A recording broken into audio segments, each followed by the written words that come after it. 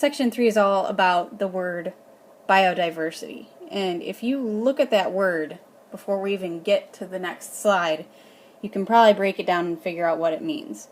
Bio means living things. Diversity in any context means variety.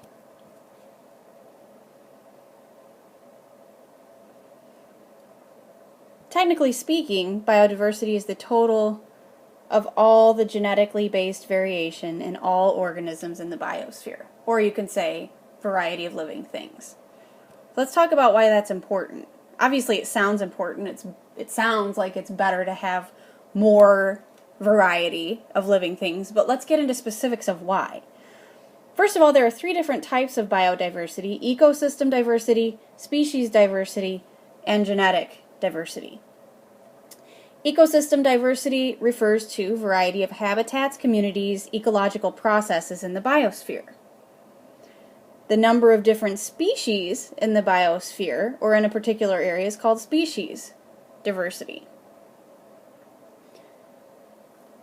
1.8 million species have been identified by biologists, and they estimate, because of the rate at which discoveries are being made, that there might be at least 30 million species that still need to be discovered. Then when we're talking about genetic diversity, we're looking within a particular species, or we're looking at all the organisms on Earth, but it's all different forms of genetic information.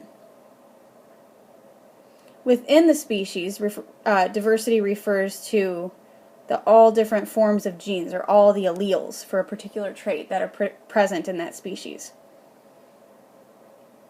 This is a really important natural resource, biodiversity. When it's lost, value to the biosphere and to humans can be lost with it. Potential benefits can include contributions to medicine and agriculture, and back to those ecosystem goods and services that we've been talking about. You don't have to look any farther than penicillin. Penicillin is an antibiotic, the first antibiotic to be used, and it's developed from mold, which is found in ecosystems. Here's another example. Wild species are the source of many medicines. There's a plant called foxglove. It contains compounds called digitalins that help treat heart disease. These plant compounds are assembled according to genes, the instructions coded in those genes. That genetic information is compared to a natural library that we have a lot we can learn from. If we look at agriculture, most crop plants have been domesticated over many years. We talked about teosinte, the ancestor of corn, a while back. Wild potatoes in South America come in many colorful varieties. These wild plants can carry genes we can use. Through plant breeding or genetic engineering, they could potentially help us transfer disease or pest resistance to crop plants.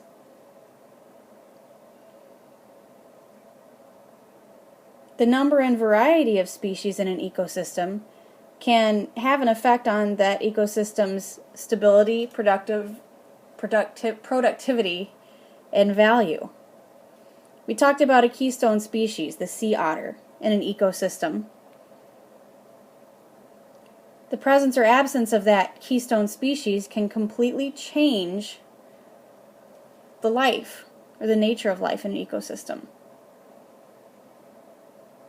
When the otter population falls, its prey, the sea urchin, goes up. The sea urchins feed on kelp, and so that will decrease the population.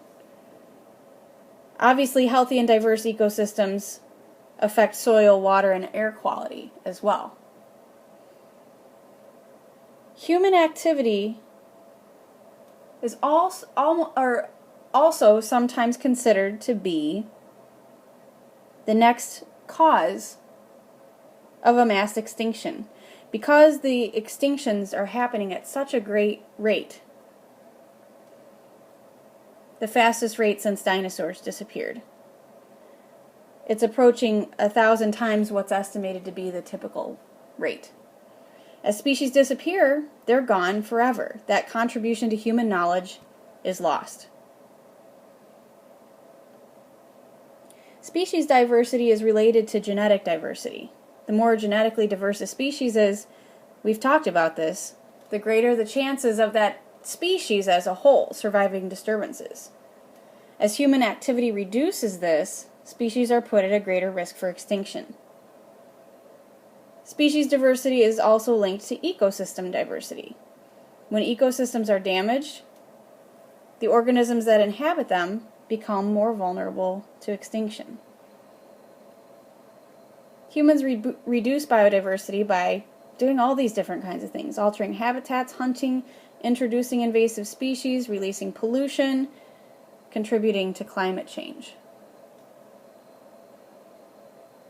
When natural habitats are eliminated for agriculture or urban development, that displaces species in that habitat, and it can lead to extinction.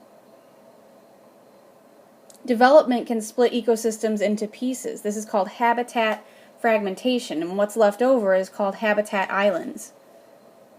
A biological island can be any patch of habitat surrounded by a different habitat. So highways going through forest preserve, or just even a road going through the middle of a forest preserve, if it's busy enough and there are cars that prevent animals from crossing, that's habitat fragmentation. Deforestation for housing develops in Florida has led to forest islands. The smaller a habitat island, the fewer the species that can live there, the smaller their populations. That reduces the genetic variety, and it makes the habitats and the species more vulnerable to disturbances. Hunting can push species to extinction. Animals can be hunted for a variety of different reasons. Meat, valuable hides or skins. The horn of a rhinoceros is considered in some cultures to be medicinal. Green parrots are hunted to be sold as pets. So hunted species are affected even more by habitat fragmentation, because fragmentation increases access for hunters and limits hiding spaces. CITES, the Convention on International Trade in Endangered Species, bans international trade in products from a list of endangered species. Introduced or invasive species that are brought to new habitats can threaten biodiversity. This plant is called leafy spurge. It infests the northern Great Plains. It doesn't have anything that feeds on it. There's not a herbivore that naturally feeds on it because it comes from Europe. So it grows out of control.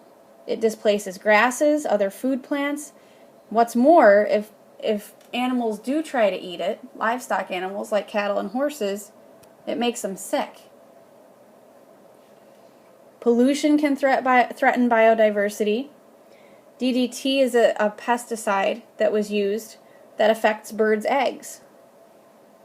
Acid rain places stress on land and water organisms by changing the pH of the soil and the water. Increased carbon dioxide in the atmosphere is dissolving in oceans. That makes oceans more acidic, changes the pH. And again, we've talked about homeostasis. Organisms live in a certain pH. They have to live in a certain pH in order to maintain their life. If that pH goes out of their normal range, they can't survive. Along with pH, organisms are adapted to temperature, certain temperature ranges. And like I was just saying, if those conditions change, the organism has to find another location or face extinction.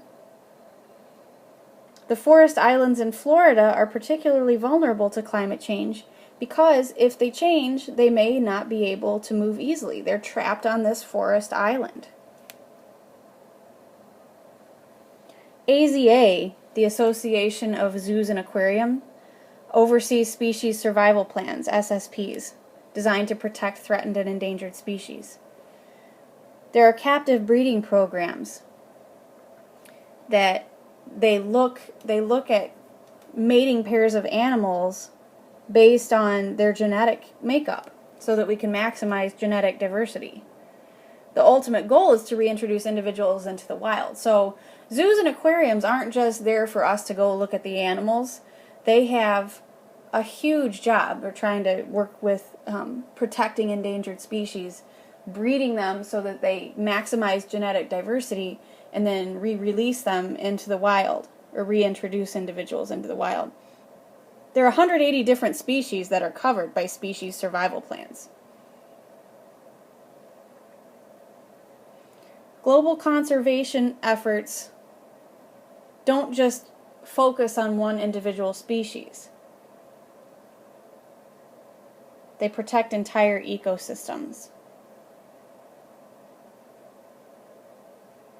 Governments and conservation groups try to set aside land as parks and nature preserves. National parks, forests, other protected areas that you find in the U.S., again, aren't just for humans to go and look at the beauty of nature. It's a great thing, but they're also trying to protect the ecosystems and keep the species intact.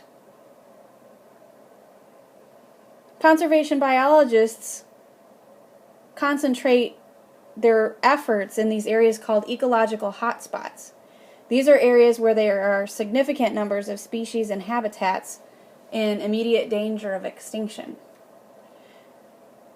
If those areas are identified, then the government, scientists can better target their efforts to try and save as many species as possible. So what you see here are ecological hotspots around the world.